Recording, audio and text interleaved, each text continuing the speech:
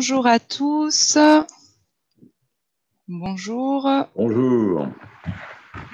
J'espère que vous m'entendez bien. Donc, bienvenue à cette réunion d'information sur le Pakistan ce soir. Je suis accompagnée d'Hervé Tribolas-Pierre, le directeur d'Explorator, et moi-même. On a déjà sûrement eu l'occasion soit de se rencontrer ou de savoir en ligne. Donc, je suis Sabrina, au service commercial d'Explorator. Je vais commencer par introduire le Pakistan, notamment sur la question sanitaire. J'espère que vous m'entendez tous, donc a priori c'est bon. On va juste peut-être attendre une petite seconde. Voilà, tout le monde a l'air d'être là. Bienvenue pour ceux qui viennent de nous rejoindre. Merci d'être présent parmi nous. Donc, comme vous le savez, en ce moment, on fait donc ces réunions d'information, notamment parce que, en vue de cette situation, il y a très peu de destinations ouvertes, mais aussi parce que on souhaite garder le lien avec les clients et les voyageurs d'Explorator. Donc, on est ravis de garder ce lien via la technologie donc via Zoom. Donc, Monsieur Hervé Triboulas-Pierre va vous parler du Pakistan en sa globalité. Moi, je reprendrai la main ensuite pour vous parler plus spécifiquement du voyage, donc du programme détaillé de ce circuit. Donc, pour commencer, pour des raisons sanitaires, comme vous le savez, si on fait cette réunion d'information et si nous programmons un voyage au mois de novembre, c'est que sanitairement parlant, il est possible d'y aller. Pour l'aspect pratique, il faudra faire un test PCR 96 heures avant l'embarquement. Donc, pour ceux qui sont en Île-de-France, il y a notamment, il y a pas mal de laboratoires de toute façon qui font ces tests. Il y a également l'hôpital américain qui se trouve à Neuilly qui promet d'avoir les tests en moins de 48 heures. Et pour les autres personnes de France, n'hésitez pas à venir vers nous. Donc, il y a soit Kevin ou moi-même, on peut évidemment se renseigner et vous donner toutes les informations. Donc, n'hésitez pas à nous contacter par téléphone ou par mail. Voilà, vous avez également un petit bouton converser en haut, en bas à droite de votre écran. Donc, n'hésitez pas à nous envoyer vos questions. Et sans plus tarder, je vais laisser la main à Hervé. Entendu, merci Sabrina. Donc je vais aller sur le document que j'ai prévu de vous montrer. Voilà. Et on va mettre en version diaporama. Et voilà, donc bienvenue en Islami Jumhuri Pakistan. Donc dit en ourdou, la République islamique du Pakistan. Alors, le Pakistan, c'est. D'abord, on va s'interroger sur le mot, parce que c'est un mot récent.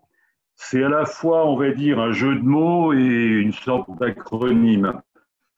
C'est le pays des purs, mais c'est également le rassemblement d'un certain nombre de régions principales, le Punjab qui se trouve au sud d'Islamabad, on va dire entre Islamabad et Multan, un peu plus bas que Multan, Ramayma Khan.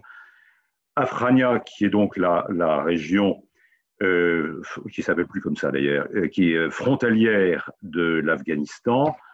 Cachemire, donc la partie nord du Pakistan, et l'Indus, Indus, et puis le Sindh, qui est donc la partie sud, avec comme capitale régionale Karachi, et enfin le Baloutchistan, cette partie désertique qui permet d'aller vers l'Iran. Alors, donc le Pakistan, c'est la partie orange qui s'affiche sur le planisphère. Vous voyez que c'est un endroit, on va y revenir, c'est un endroit de passage. De passage de conquête, de passage commercial. On va le voir avec les successions de conquêtes qui sont parties souvent de l'ouest pour aller vers l'Inde ou de l'Inde vers l'Afghanistan. Donc une région stratégique à plus d'un titre. Le Pakistan, c'est 800 000 km². Je rappelle que l'Hexagone en fait 550 000, dont 2912 km de frontières communes avec l'Inde. Rappelons que l'Inde et le Pakistan sont dans délicatesse, on va dire.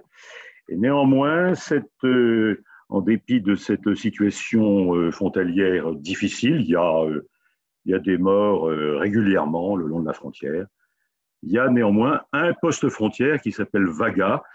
Et si effectivement vous décidez de partir avec nous le mois prochain, eh bien vous verrez le baisser des couleurs de Vaga. C'est absolument hallucinant. Voilà. En 2018, le Pakistan, c'est 212 millions d'habitants. J'ai un peu actualisé mon dossier que j'avais préparé lorsque j'ai fait mon premier voyage au Pakistan il y a 3 ans de cela.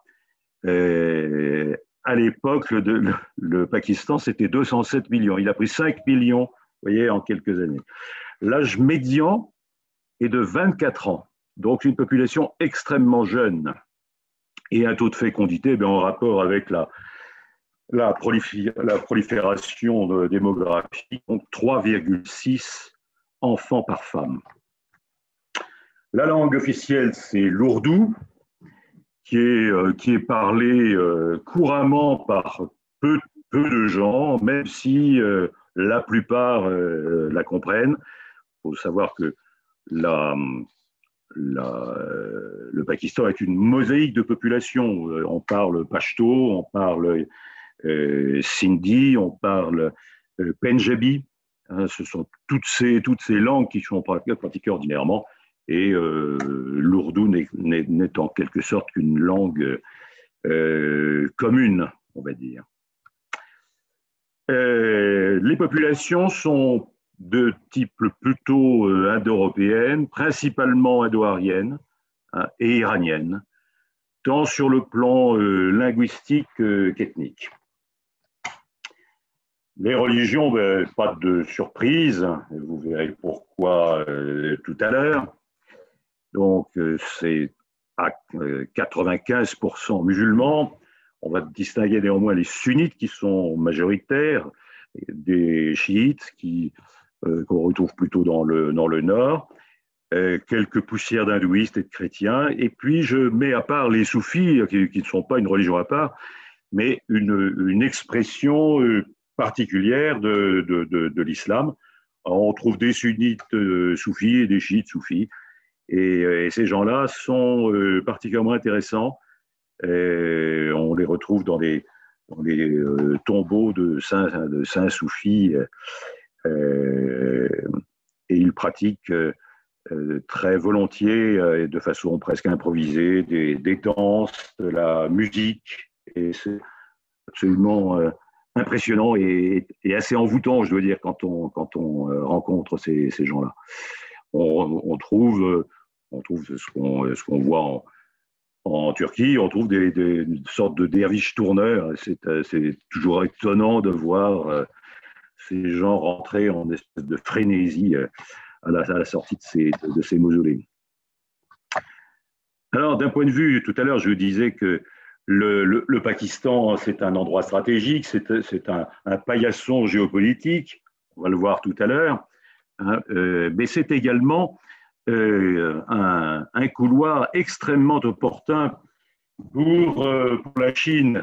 Et je vous montre la carte de ce que vous connaissez sûrement maintenant, qui est ce qu'on appelle la Belt and Road Initiative.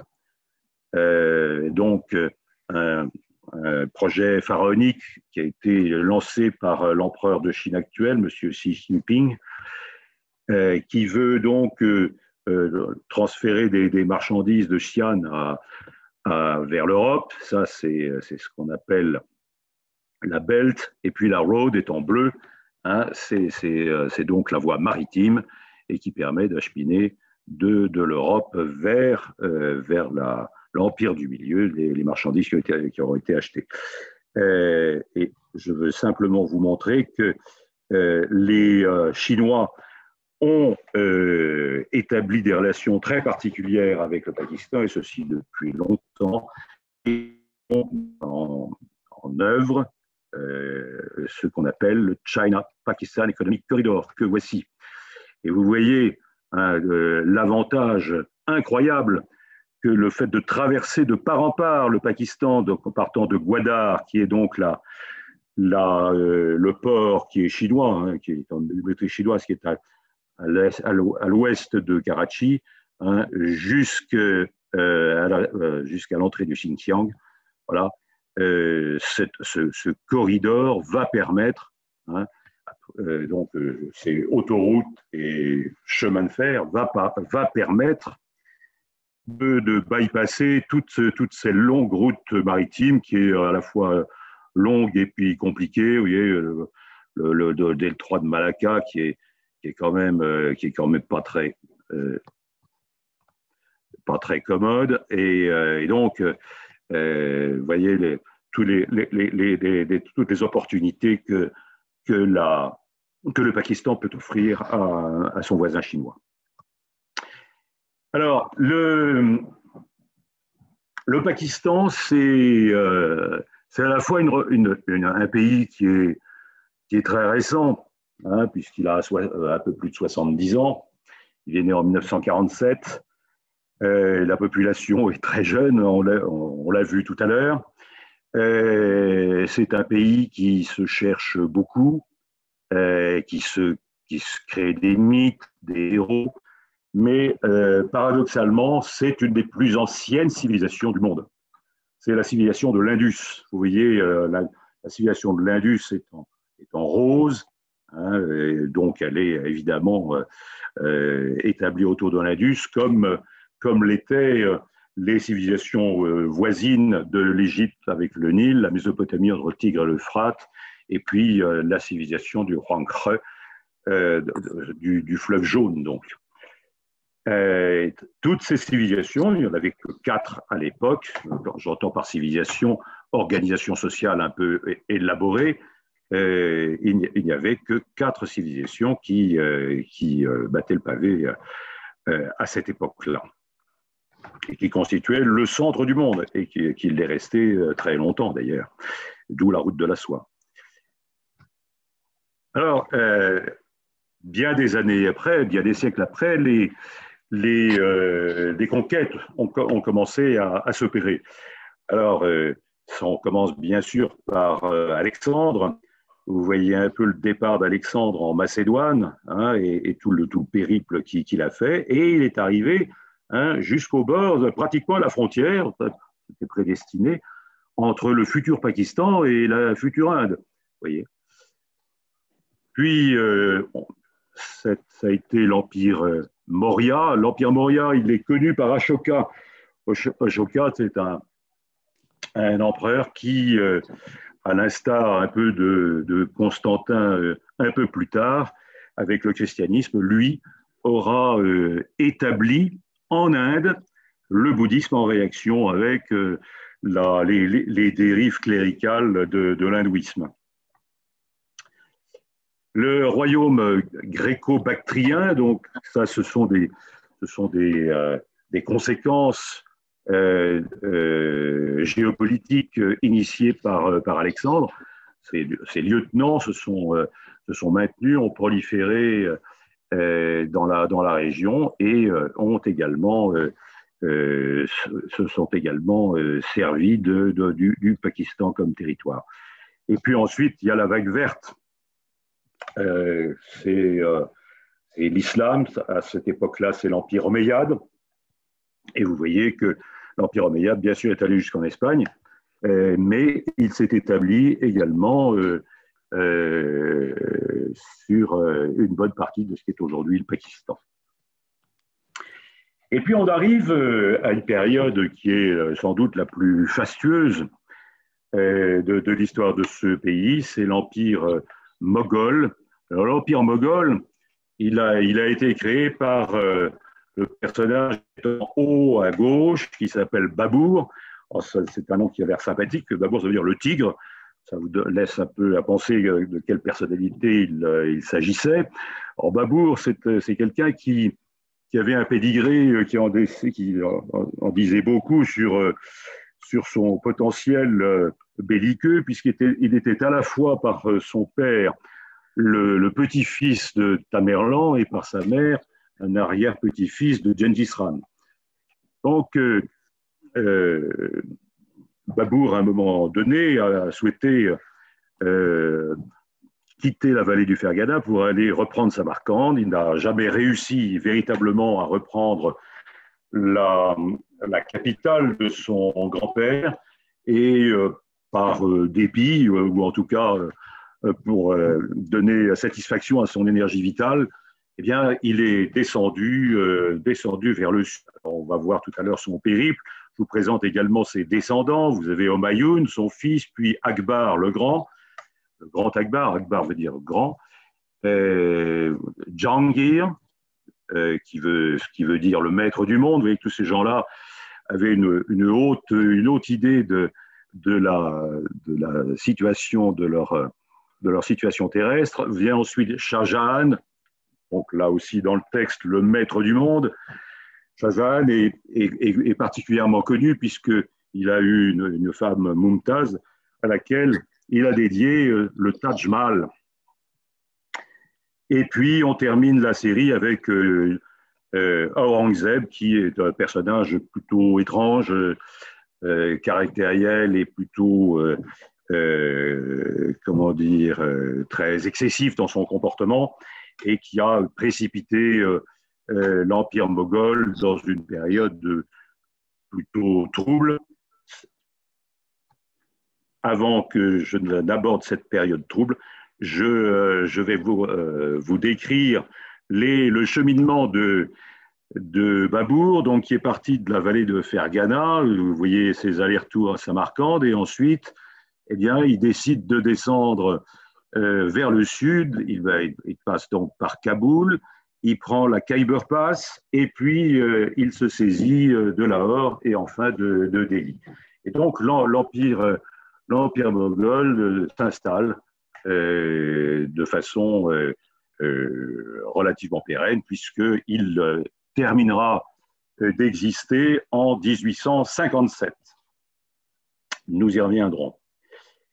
Eh bien, quand je vous disais qu'Aurangzeb a affaibli par son comportement déraisonnable l'Empire moghol, il a été suivi par d'autres empereurs qui n'avaient pas le qualificatif de grand moghol. Ils étaient simplement des empereurs de seconde zone, relativement faibles. Et là, vous voyez ici, c'était le moment où les choses étaient simples. Vous voyez, nous avions au XVIIe siècle l'Empire ottoman à gauche, l'Empire safavide, donc persan au centre, et donc l'Empire moghol à droite. Et alors, l'Empire moghol également, donc vous voyez son étendue, on commence avec le vert, on termine en passant par la couleur mastic, et on termine par le jaune. Vous voyez, toute la péninsule indienne était dominée par l'Empire moghol. Bien, et donc l'Empire moghol s'affaisse, et au profit de la Compagnie des Indes orientales. Alors, je pense que vous connaissez sûrement la Compagnie des Indes. C'était une multinationale. Je vous ai mis en bas à gauche le petit état-major où se trouvait la Compagnie des Indes à Londres. C'est une compagnie qui n'avait pas froid aux yeux. Vous voyez sa devise, Deo Ducente Nil Nocet, avec Dieu, rien de mal ne peut nous arriver. Et de fait, ce sont des gens qui ont décidé de faire du commerce, et pas n'importe où, en allant vers le cœur du monde de l'époque, c'est-à-dire l'Orient, l'Extrême-Orient. Ils ont donc établi des comptoirs un peu partout. Ils se sont installés Ils ont installé leur capitale à Calcutta et ont exercé un pouvoir exorbitant sur le pays, un pouvoir régalien, un pouvoir militaire, un pouvoir de justice. Ils levaient des impôts et ils ont littéralement aspiré les richesses de ce pays. Bon, les choses, Dieu merci, ont une fin. La Compagnie des Indes a poussé le bouchon un petit peu loin. Elle a voulu notamment faire une guerre locale et elle a, pour ce faire, équipé son armée, qui était constituée à la fois de musulmans et d'hindouistes, du fusil Enfield Pattern. Et ce fusil a été en quelque sorte le détonateur et comment dire,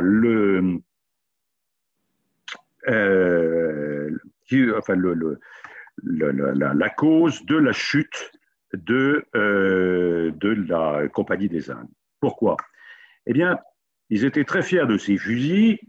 Ces fusils avaient donc des cartouches qui étaient lubrifiées, c'était plus commode, semble-t-il, et les soldats qui étaient priés d'utiliser les cartouches, de les dégoupiller avec les dents et de verser le contenu des cartouches, donc les balles, dans les fusils. Le seul problème, c'est que le lubrifiant était fait de porc. Et eh bien ça n'a pas du tout plu aux hindouistes ni aux musulmans. Et il y a eu ce qu'on appelle la révolte des Sipahs en 1857. Et la révolte des Sipahs a été telle que la Compagnie des Indes a été obligée de se retirer. Et à ce moment-là, la Compagnie des Indes était anglaise. C'est l'Empire, enfin plus exactement, c'est le Royaume-Uni qui a pris le relais.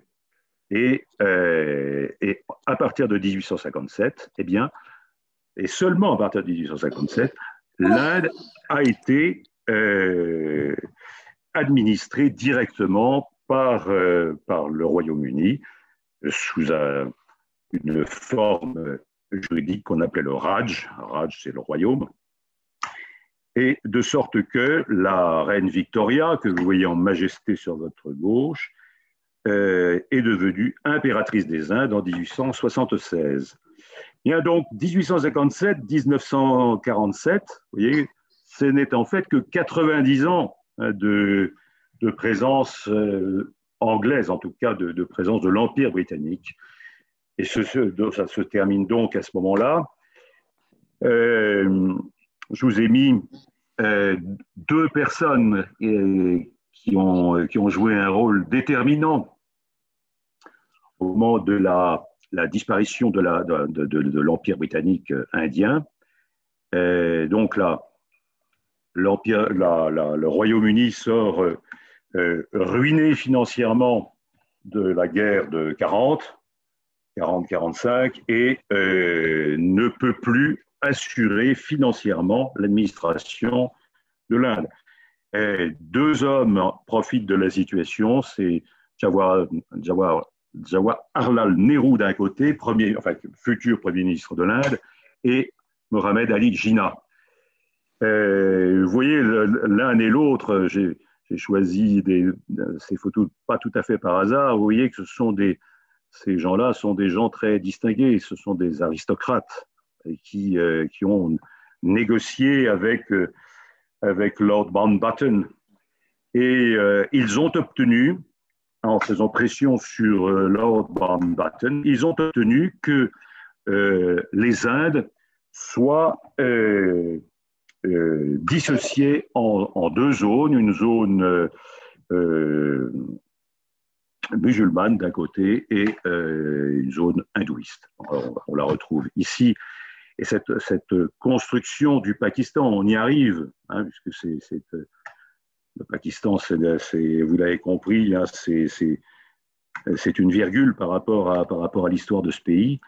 Eh bien, le Pakistan a été construit dans la douleur. Vous voyez donc en vert le Pakistan. Alors, vous ne louchez pas. Vous avez deux sections vertes. Vous avez le Pakistan occidental et le Pakistan oriental. Et donc, parce qu'au départ, effectivement, l'idée qui était donc de faire partir les musulmans de la population musulmane du cœur de l'Inde, eh bien, nécessitait qu'on puisse distribuer ces populations musulmanes aussi bien à l'ouest qu'à l'est. Et s'en est suivi, à partir de cette décision, des migrations absolument hallucinantes. Ce sont des milliers, voire des millions de gens qui ont pris leurs valises, qui ont quitté leur domicile et qui sont allés s'installer dans leur pays d'accueil. Alors vous voyez un peu sur la carte les mouvements qui se sont opérés. Donc le Pakistan est alors constitué. Il est constitué bizarrement. Enfin, c'est une organisation qui portait en elle-même les germes de ces problèmes. Hein, il faut savoir que vous le voyez de vous-même, le Pakistan occidental et le Pakistan oriental sont séparés par des milliers de kilomètres.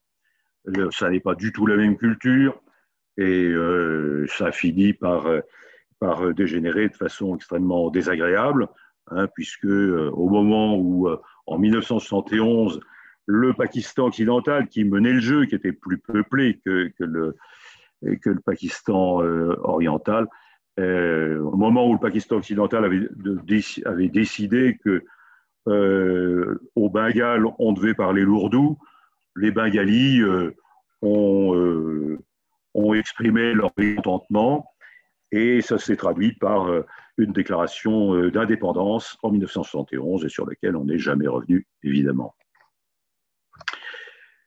Voilà, j'ai voulu vous donner un petit peu le fond de décor de ce pays, à la fois culturel et historique. Toutes ces données, elles sont vraiment indispensables à avoir en tête lorsqu'on va voir le pays. Et vous aurez comme ça des clés de compréhension assez naturelles. Alors maintenant, je vais terminer mon exposé par une vidéo de synthèse dans laquelle vous verrez un peu, enfin sous une forme de paysages et de monuments, un peu tout ce que je vous ai dit de façon assez rapide. Voilà, je fais passer la vidéo, ça dure quelques minutes.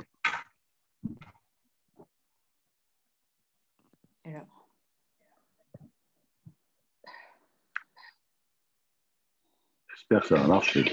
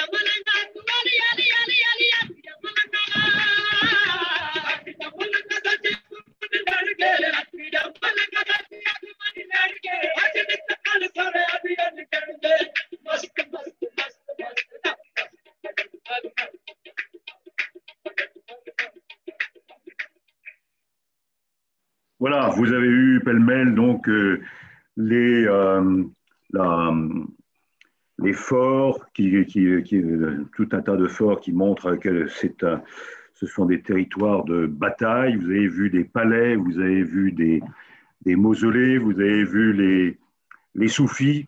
Hein, et donc c'est toute cette succession d'ambiances, de monuments voilà, que vous allez retrouver et vous penserez à tous ces points de repère que j'ai essayé de vous donner dans cet exposé. Voilà, je rends la main à Sabrina.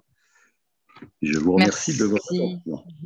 Merci Hervé pour ce bel exposé. On a bien vu l'ensemble du pays. J'espère que ça vous a plu. En tout cas, c'était très enrichissant. Ça donne envie d'y aller. N'hésitez pas, la vidéo, je ne sais pas si c'est que chez moi, mais on l'a bien vue, mais il y a eu quelques bugs. Je ne savais pas si chez vous c'était le cas. En tout cas, elle est disponible sur YouTube. Donc, n'hésitez pas si vous avez envie de la partager à vos amis ou simplement de la voir à nouveau. Et sur le site web également. Et sur le site web, exactement. Alors, à mon tour, maintenant, on va parler du circuit en lui-même.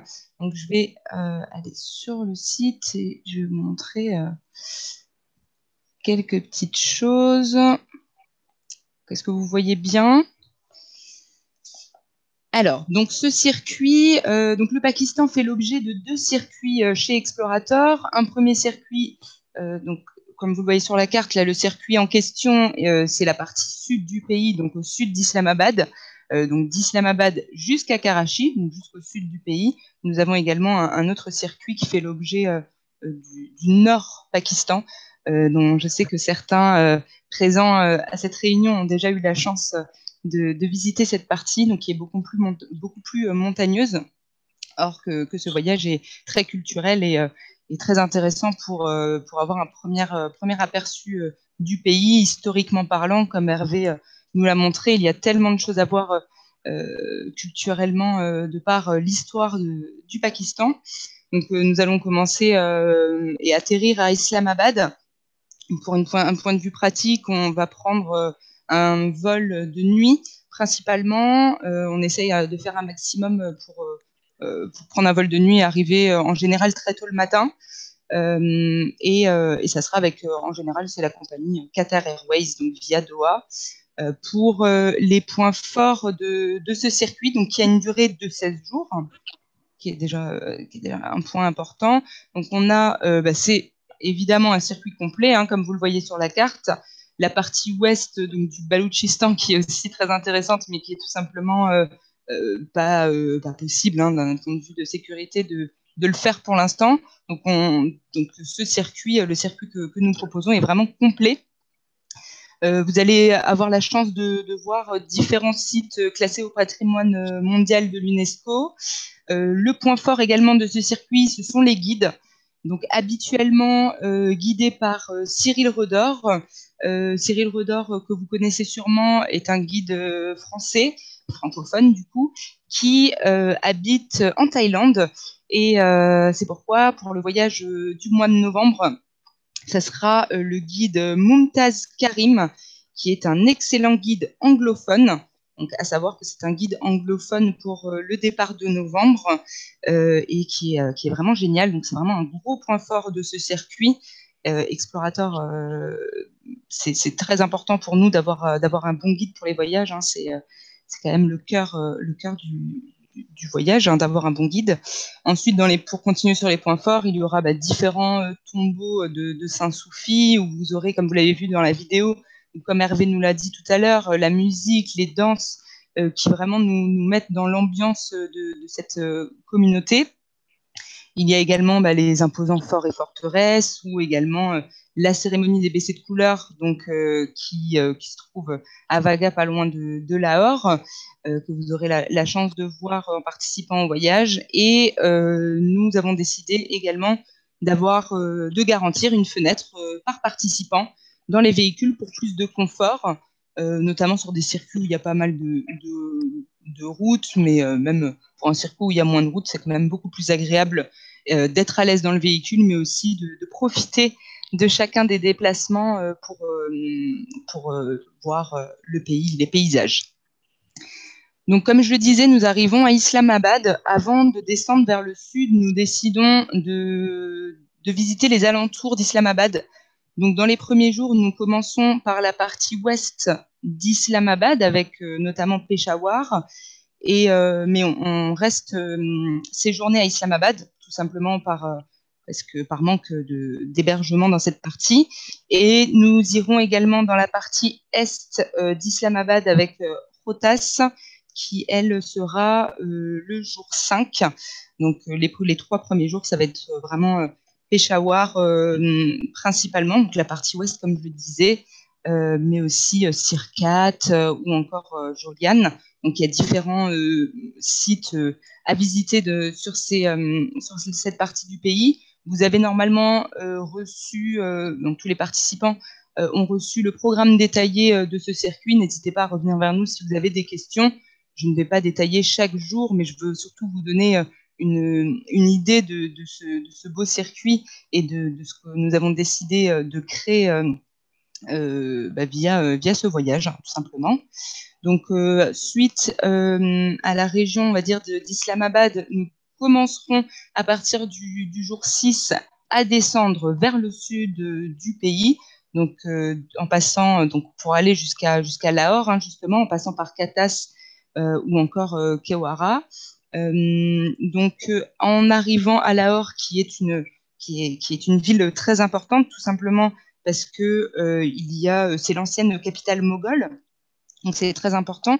Je vais vous montrer ici une photo d'une mosquée, de la mosquée, j'ai envie de dire, surtout la mosquée Badshahi de Lahore, qui est très importante. On ne voit même pas sur la photo, on a du mal à voir la grandeur de cette mosquée, mais qui était encore récemment une des plus grandes mosquées au monde, qui fait toujours partie des plus grandes mosquées, et qui est vraiment très impressionnante. Ce qui est intéressant à Lahore, c'est qu'on voit l'influence moghole, justement, de par ces monuments. Donc, c'est très intéressant sur la partie est du pays. Ensuite, on va redescendre encore un petit peu jusqu'à Multan, en passant par Harappa, par exemple. Hein, donc, Harappa, qui est un site archéologique, hein, d'une des plus anciennes civilisations, hein, comme on l'a vu. La civilisation de la vallée de l'Indus est une des plus anciennes civilisations du monde.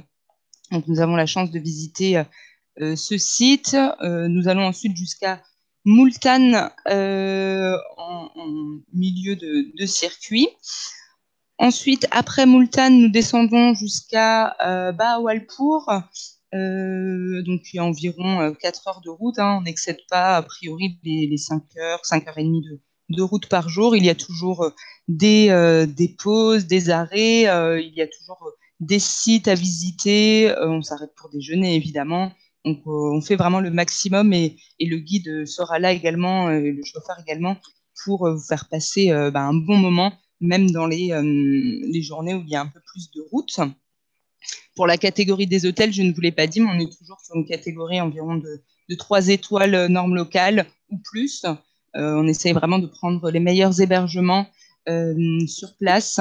Évidemment, en fonction des régions, les hébergements ne sont pas toujours sont pas toujours des hôtels 5 étoiles, hein, évidemment, c'est pas vraiment ce qu'on recherche, mais en tout cas d'avoir un bon confort tout au long de votre circuit. Donc, pour continuer ensuite, entre le jour 10 et le jour 13, on descend, comme vous le voyez là sur la carte, jusqu'à l'Arcana ou Darasa.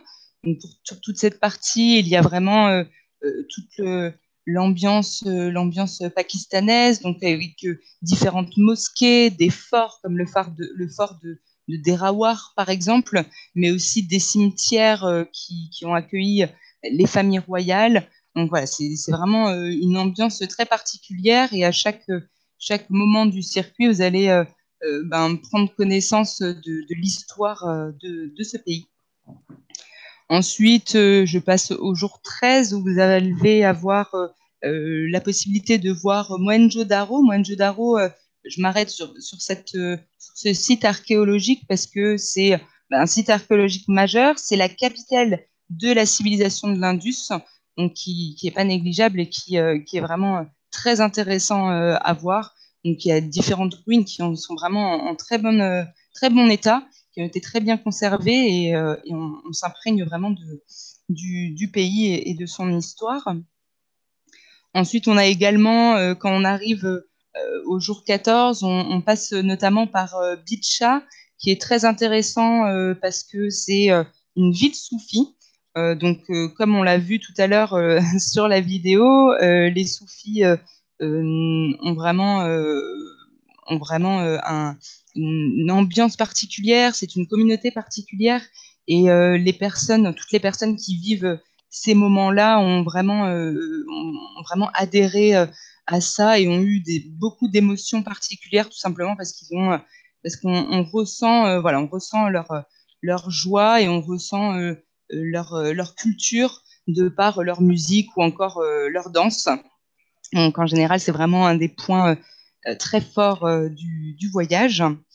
Et ensuite, pour finir notre circuit, donc pour aller jusqu'à Karachi, donc entre Hyderabad et Karachi, on va avoir notamment Karachi, il y a pas mal de choses très importantes. Il y a sa mosquée qui est très important. Il y a également le cimetière de Chorandi, qui est un lieu très important et très impressionnant. La mosquée est très impressionnante. Le cimetière, il y a des tombeaux qui dateraient du 15e jusqu'au 18e siècle. Donc, c'est vraiment riche en histoire. Donc, pour finir ce circuit, c'est vraiment incroyable. Il y a même le tombeau de Raïd Ezzam, qui est Mohamed Ali Jinnah. Comme on l'a vu tout à l'heure, Mohamed Ali Jinnah est le fondateur du Pakistan. Donc, c'est vraiment une fin de circuit riche culturellement et historiquement parlant. Donc, pour le vol retour, c'est pareil, on sera sur la même compagnie. Hein. En général, c'est Qatar Airways. Donc, si vous avez des questions sur le circuit, n'hésitez pas. Je voulais pas non plus vous faire vraiment le jour par jour avec tous les détails parce que je pense que c'est tout simplement plus intéressant de vous donner nos points de vue. Je vais arrêter le partage d'écran. Je suis à nouveau là. Donc oui, pour le circuit, n'hésitez pas. Hein, si vous avez des questions, vous pouvez venir vers nous. On pourra en discuter. Pour un point de vue également un peu plus technique, au point de vue de l'assurance, évidemment, on s'adapte à cette ambiance et à ce moment plutôt, cette situation assez particulière. Donc, que ce soit nous ou nos partenaires, comme notre assurance donc, spécialisée en tourisme, nous sommes adaptés et notre assurance donc, reste la même, sauf que nous avons ajouté des choses, notamment sur que ce soit l'assurance multirisque ou annulation. Il y a donc évidemment des prestations qui sont prises en charge par rapport au Covid. Donc, par exemple, si à 30 jours du départ, vous faites votre test PCR et vous vous rendez compte que vous êtes positif au Covid, vous êtes remboursé. Donc, l'assurance vous rembourse à 100% votre voyage. Et également, si vous êtes sur place, il y a malheureusement une quatorzaine, si les frontières se ferment ou quoi que ce soit, n'ayez crainte, tout est pris en charge. On n'aimerait pas que ça se passe, mais en tout cas, quand on a une assurance qui est spécialisée tourisme et qui prend en compte tout ça, c'est toujours plus rassurant. Donc, n'hésitez pas, hein, si vous avez besoin de plus de renseignements. Je ne sais pas si vous avez des questions. Je crois que je n'ai rien. Oui, bonjour. Comment les poser? Je vous écoute, je vous entends. Vous m'entendez là? Oui, je vous entends très bien, Madame Aumont. Bonjour. Bonjour. Je voulais 2 points. Évidemment, les participantes féminines portent le foulard. Alors, c'est pas obligatoire. C'est pas c'est pas comme en Iran. Non, les pakistanaises ne portent pas nécessairement le foulard. D'accord. Non, mais c'était juste une question. Dans les mosquées, dans les mosquées et les tombeaux. D'accord. Comme en Iran, le tchador. Oui. D'accord. Alors, en Iran, on porte le voile partout. Partout, même dans le bus. Deuxième question, je m'intéresse tout particulièrement à l'art Gandhara et je collectionne. Et donc, je vois que la première, dans les deux. Eh bien, vous aurez beaucoup de chance parce que vous allez voir. Donc, on va dans le pays de Gandhara. Alors, c'est une question sur les sites, Taxila par exemple, et les musées. Absolument. Alors, dites-moi. Alors, il y a un musée à Taxila qui est très intéressant. Et puis, il y a surtout le musée de Peshawar. D'accord. Mais qui est hallucinant. Non, c'est l'art Gandhara par excellence. Et qui est très, très bien muséifié. Quand j'y suis allé, je ne m'attendais pas du tout à ça. Et c'est vraiment très, très beau à voir. En Inde, c'est pas toujours, les musées ne sont pas toujours formidables. Hein, mais là, la muséification. À Calcutta, il y a une partie Gandhara, une trentaine, quarantaine, qui est sublime. Ah oui, mais c'est supérieur à Peshawar. Non. Bon. Eh bien, c'était une question. Voilà, merci. Merci pour votre intervention. Merci, Madame. Est-ce que vous avez d'autres questions? Vous pouvez soit les écrire, soit prendre la parole. Hein. C'est avec plaisir d'échanger avec vous. Quelles sont les dates donc en novembre? Kevin. Ah oui, c'est vrai, effectivement, je ne vous l'ai pas dit. Vous avez raison, j'ai oublié un petit détail. Donc effectivement, normalement, la date était le 1er novembre, mais pour des raisons de visa, donc vous faites bien de poser la question. Le visa, donc en vue de la situation, justement, il peut être un petit peu compliqué. Donc nous avons décidé par précaution de reporter d'une semaine. D'accord. Donc le circuit se fera le 8 novembre. Oui. Donc justement, je vais repartager repartager mon écran, comme ça vous allez voir tout à chacun les informations par rapport à ça. Donc en fait, il y a des différentes dates, hein, évidemment. Donc la première date au mois de novembre, donc on a décidé de mettre un minimum de 3 participants et jusqu'à 7 maximum, notamment à cause du changement de guide. Donc, comme je vous l'ai dit, Cyril Roder ne pourra pas participer parce qu'il habite en Thaïlande et qu'il n'a pas la possibilité tout simplement de voyager en vue de la situation. Et du coup, le prix a également un petit peu baissé par rapport au nombre de participants. Il y a un minimum de 3 et jusqu'à 7. Et ensuite, les prochains départs, c'est pour début 2021, donc janvier, février, et ensuite à nouveau en novembre 2021. Donc voilà, là, vous avez toutes les dates. Alors, et comme donc, le visa est difficile à obtenir? Alors, le visa, normalement, au bout de 3... Donc là, c'est à peu près dans 3 semaines le départ. Ça pourrait être possible. C'est jouable en 3 semaines. Après, on l'a déjà fait plusieurs fois. Mais on préfère... Normalement, Sabrina, je vais juste... oui, allez-y. Ouais. D'habitude, le visa pour 10 jours. Ouais, bah oui. Et on nous a annoncé, il y a quelques jours, que ça ne prendrait pas 10 jours, mais ça risque de prendre 20 jours. Voilà. Donc, on ne peut pas prendre de risques. Non, c'est sûr. D'accord. Pour laquelle on a préféré reculer le voyage. Exactement. D'accord. Très bien. Il n'y a pas de possibilité de le prendre sur place en arrivant à Islamabad. Non, il faut le faire en amont. Ouais. Il faut le faire en amont. Très bien. Nous, on vous accompagne de toute façon dans cette démarche. C'est pas nous qui le faisons directement, mais on vous conseille notamment Action Visa avec qui on travaille. Mais il y en a plein d'autres. Hein. Mais ils vous accompagnent et ils font tout. Non, mais ils sont bien. Ouais. Vous les connaissez, oui, voilà. Oui. Justement, je continue sur ça en parlant du tarif, ce que le prix comprend. Je pense que vous avez tous sûrement l'habitude. Avec Explorator, tout est inclus dans notre prix, que ce soit les vols, les transports, en passant par les hébergements. On a une fenêtre par participant, comme je le disais. C'est un minibus climatisé, donc très bon confort.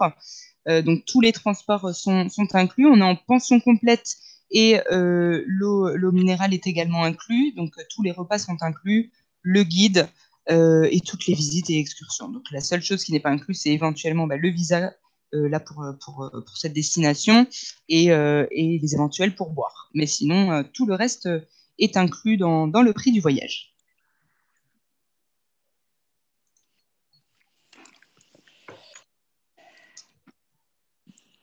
Donc voilà, normalement, même si vous voulez parler, moi, j'ai pas désactivé le son, donc si certains des autres participants veulent parler, vous pouvez vous-même activer votre son ou simplement converser.